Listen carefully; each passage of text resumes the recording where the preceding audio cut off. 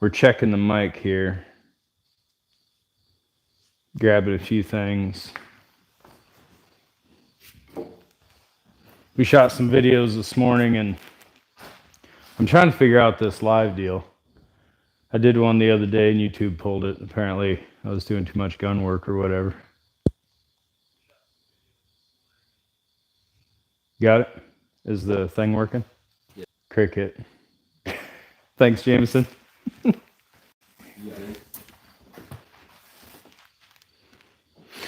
All right, well, I think we're going to get started here.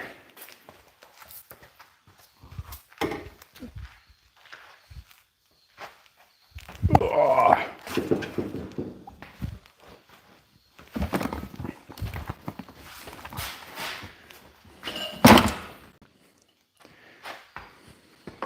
You're all good. We're all good? Mm-hmm. All right. Well, I don't have my tablet with me, so I can't call it out when people are coming in here, but I appreciate you if you're coming along and checking out my estate haul here. This stuff is all from the estate where I got some of those antique guns that German shotgun. I've done a couple videos on that. You have to check that out later. This is all the same guy. His widow's moving out of that house, so my dad and uncle were able to go back in and grab a few more things and some stuff they got specifically for me. Number 4 shot. I'd say that's 3/4 of a bag. Lead. That's pretty sweet.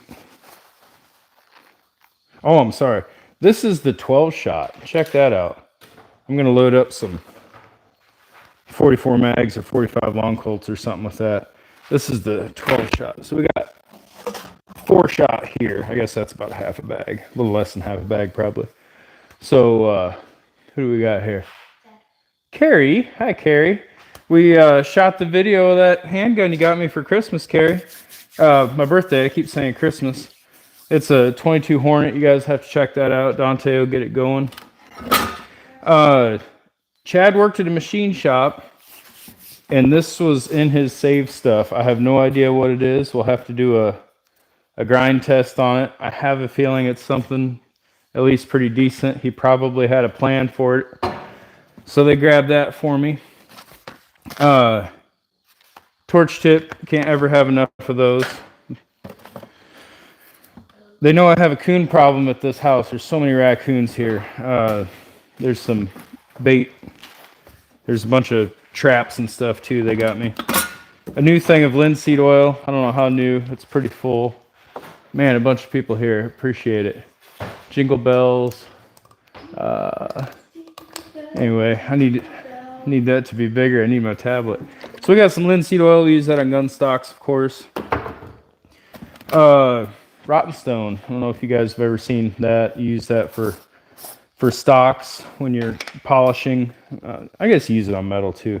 It's a super fine powder, slightly abrasive, and you use it to kind of buff in stocks and, like I said, metal work, whatever. It's when you're down to just basically buffing. So when you use that, that's a big container of it. Super happy to have that. Thing to stack shells in. And I'm not sure that that's 12 gauge or that may be 20 gauge. I'm not sure. A few little pieces of wood. I use wood. These all look like walnut. I use pieces of wood like this. If you have a little repair you need to do on a stock, maybe, I don't know if we can put some pictures up there or not, but if you have a little spot you need to cut out, having some different grain patterns. I have no idea what he was doing with these, but he saved them, and that's something that I would save in my shop as well. So put these up here. There's a trap pad that's adjustable. I tend to hold a lot higher gun than most. I was doing that back before people did it all the time. I don't know how you open this. If we can ever get it open. Here we go. There's the screws. So the way this works, these Morgans, you adjust you loosen that screw, and that'll slide up and down. Gives you about 1 inch up and down. Like I said, for me, it'll be all the way down. And this is beveled here. You can see that profile. So when you put it on a stock, it's fast to grind down. Now, one thing you need to do is really make sure that you don't just use the old holes. You need to fill those and then line them up and go directly in the center, because since that is beveled like this, if it's offset at all, you can really see it, because this line will be thicker on one side than the other. It's just a little pro tip for when you're installing these. I've done dozens and dozens of them over the years. Let's put back in here. We are working out of the new shop. It's slightly painful. I have my other shop set up at home, but that whole room where I do my gunsmithing is 10 by 20, and I have all my rack of my own personal stuff in there. There's just not enough room for Dante to video from. It's too compact. So we're here, it's an old farm shop. It'll be nice someday, but right now it's kind of crappy, but we're working on it. Piece of ebony too. I don't know, maybe I'll put that between a cap or something, or maybe make a butt cap or some kind of deal. What I mean by that is, if one gets chipped, you could put the ebony on, that'll stand out. You could also build a butt plate, checker it or whatever. I don't know what I'll do with this, but it's worth having around.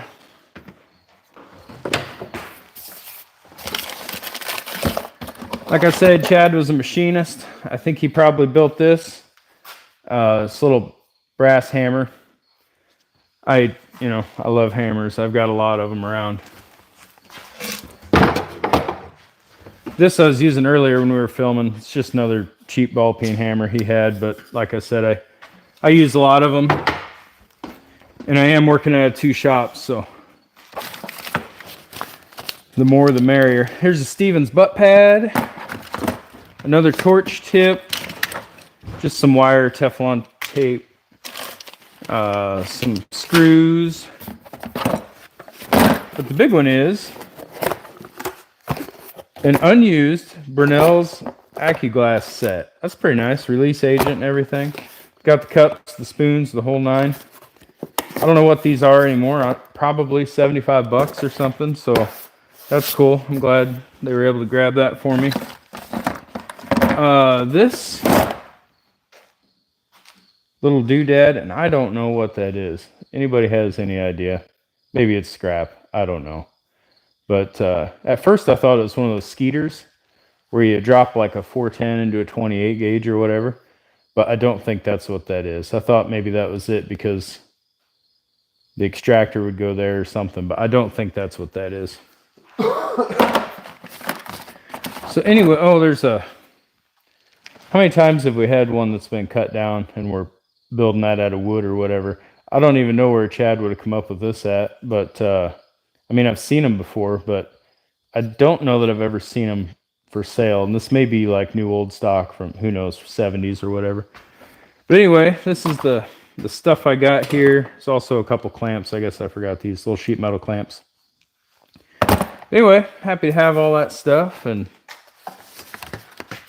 happy that I can keep using it, for this is what Chad loved to do, and so what I love to do. So this is that. Let me clean this off here. I do have something else I want to show off.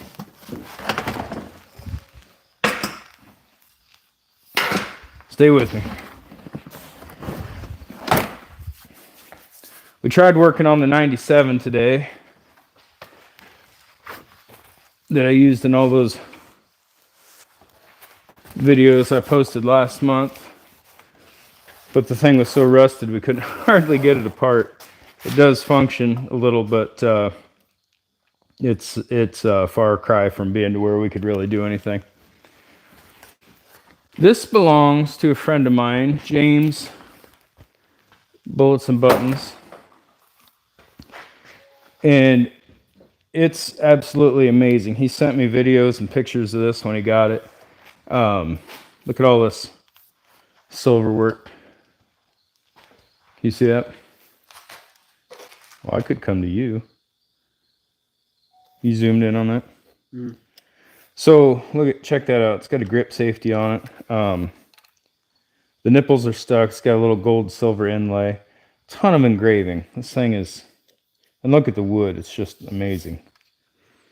He went through and it was so heavily oiled you couldn't even see the check ring, and to tell you the truth, you couldn't even see the bird's eye, and it was just the whole stock was dark. So he went through. He didn't really sand it or anything. Just cleaned it up. Done an amazing job with it. He got a hold of me about a year ago and said that he was shooting it or getting ready to. He dropped the hammer and it broke. It was cracked right through here. So he sent me the broken hammer, and I took an old piece of 8620, I think is what it is. It was a truck spring, and I made a new hammer. I sent it to him. It didn't quite line up, and I have it here. I'll lay this down.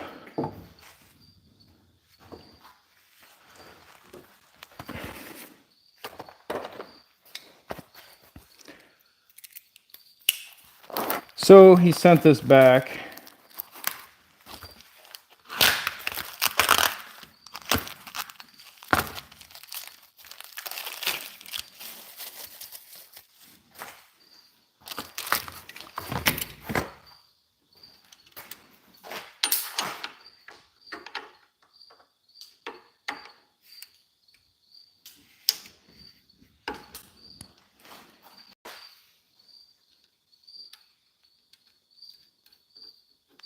I was able to get the shotgun because we met up. I went to the Iowa State Fair this year with wife and kids, and we were able to meet up after that. So this is the hammer I built. I built it off of the broken one. The specs, physically, it's a little bit bigger. It needs to be taken down, as you can see. But see how this is not lined up? It's actually on the outside of the nipple. If I'm on camera here. Yeah. So this needs to be heated up and bent over. I didn't know how I was going to be able to do this, mailing it back and forth. It only costs about $6-7 to mail it, which is which was fine. But I thought we would end up doing this quite a little bit, sending it back and heating it. But anyway, he just decided to bring me the shotgun. So now it's up to me. I got to get this moved over, heated up, bent. I do need to thin it out some. I also wanted to engrave it to kind of match the other one. Since then, I have found on eBay, there's a pair of them that are cast for shotguns. I don't know if the measurement between the center hole and the nipple would be the right size. Maybe that would just be an easier route to go, but I feel, I've got about 12 hours in this, so I feel like I'm pretty close. So anyway, you can see that, how that lines up. So there you go, James. There it is. Awesome shotgun. I'm going to do a little work to the stock for you too while I got it. We're going to see if we can make this shoot. I'd really like to shoot some ducks on the pond with it. I don't know that I'll be able to get it going by then. Maybe I'll just use the left barrel. But anyway, I appreciate everybody. I tried one yesterday or the day before, and YouTube pulled it. I was actually working on guns, and I don't know if that's against the rules or whatever. But we'll get it figured out. This time I think we should be good. I don't think they've pulled it yet. At least he hasn't said anything. So I appreciate it. We'll see you later.